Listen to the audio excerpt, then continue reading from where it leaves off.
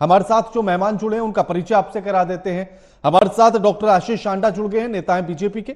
मोहिंदर प्रताप हमारे साथ जुड़ गए हैं, नेता हैं कांग्रेस के।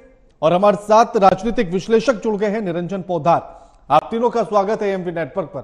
निरंजन जी, अगर सैम पित्रोदा ये कहते हैं कि हम सब भारतीय हैं, भले से ही हम शक्ल सूरत में, खाने पीने में या पहनावे में या धर्म के आधार पर या मान्यताओं के आधार पर अलग अलग हों, लेकिन हम सब भारतीय हैं, एक सूत्र में बंधे हैं, तो इसमें बांटने वाली स्थिति कैसे नजर आती है और ये गलत कैसे है? देखिए राणा जी, जैसे मैं अभी सभी की बातें सुन रहा था और आपका भी मैंने ओपिनियन देखा, इसके अंदर बहुत सारी चीजें ऐसी कि जो सैम पित्रोदा उनका कद क्या है, बाकी की सारी चीजें आपने बता दी कि ये ओवरसीज कांग्रेस के चेयरमैन है। और ये भी मैं आपको बता दूं, ये कई वर्षों से, मतलब जब इंदिरा गांधी जी थी तब से ये ओवरसीज कांग्रेस के लगातार चेयरमैन चले आ रहे।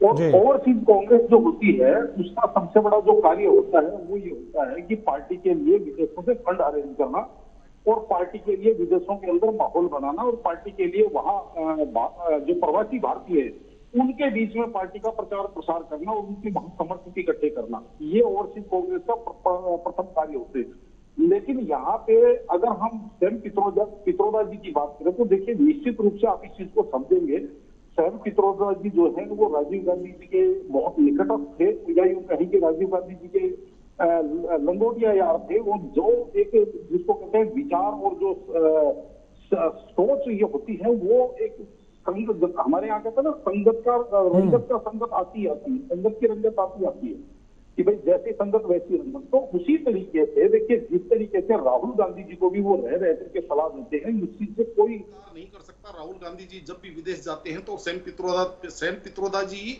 उनको वहां पे सबसे ज्यादा मार्गदर्शन करते हैं, पहली बात। दूसरी बात देखिए, जो आपने सवाल किया, यहाँ पे दो चीजें होती हैं, एक होता है वचन और एक होता है प्रवचन।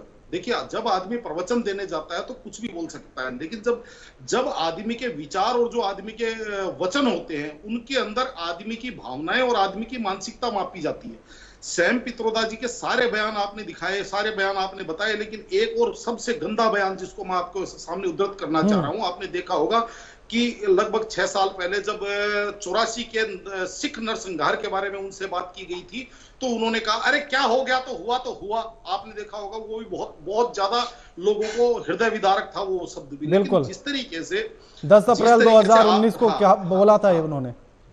हाँ, अब आप जो कह रहे हैं कि भाई सैम पित्रोदा जी ने तो सबको इकट्ठा और वो भाईचारे की बात करी। देखिए, हमारे यहाँ भारत को छोड़िए, विदेशों के अंदर भी जो नस्ल भेदी टिप्पणी बोलते हैं इसको, कि वो फलाना आदमी काले रंग का है, वो अफ्रीकी रंग का है, वो सफेद रंग का है, वो गोरा है, वो काला है, ये हमारे यही नहीं, ये तो यूरोप के अंदर भी आज की तारीख में बहुत घिन्न नजरों से देखा जाता है। इसको वहां पे भी नस्ल भेदी टिप्पणी बोलते हैं। और जैसे हमारे यहाँ SC ST एक्ट लगता है, वहां विदेशों के अंदर इस चीज के ऊपर बाकायदा मुकदमा दर्ज होता है। अगर ये किसी अमेरिकी के बारे में कह देते तो वहां पे उनका वो एट्रोसिटी लग जाता उनके ऊपर वहां पे। लेकिन वास्तविकता ये है कि भारत तो उनके लिए धर्मशाला है, जो मर्जी बोलो और जो मर्जी निकल जाओ। और मेरा यह मानना है कि कहीं ना कहीं, हालांकि इसके अंदर मैं ये भी मानता हूं कि जिस तरीके से संपूर्ण कांग्रेस आज इनके बयान की निंदा कर रही है, जयराम रमेश जी ने इनके बयान की निंदा की और कांग्रेस ने इनके बयानों से अपने आप की दूरी बनाई, तो मेरे हिसाब से उसके बाद में ये विवाद इतना ज्यादा तूल नहीं पकड़ना चाहिए। क्योंकि जिस तरीके से